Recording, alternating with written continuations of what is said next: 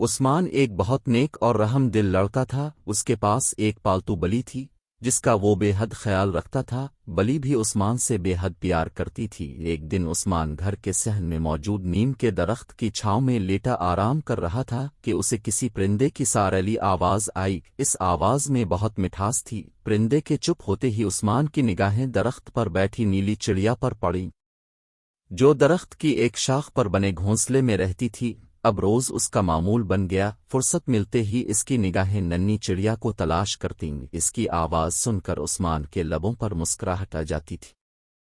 عثمان کی دلچسپی چڑیا کی طرف ہوئی تو بلی کی طرف توجہ کم ہو گئی، اس لیے بلی چڑیا سے حسد کرنے لگی۔ ایک دن جب عثمان گھر پر موجود نہیں تھا تو بلی درخت پر چڑھ گئی اور گھونسلے کی طرف چھلانگ لگائی۔ نیلی چڑیا بلی کا نوالا بن گئی۔ چھلانگ لگانے کے نتیجے میں بلی کے ساتھ ساتھ گھونسلہ بھی زمین پر آ گرا۔ عثمان گھر میں داخل ہوا تو اس نے چڑیا کا گھونسلہ زمین پر گرا ہوا دیکھا اور بلی منہ پر لگے خون کو صاف کرنے میں مصروف تھی۔ عثمان ساری بات سمجھ گیا اور اپنا سر پکڑ کر درخت کے نیچے بیٹھ گیا۔ اس کی آنکھوں سے آنسو بہنے لگے۔ روتے ہوئے اس کے منہ سے بس یہی الفاظ نکلے، میری پیاری بلی، تم نے ایسا کیوں کیا؟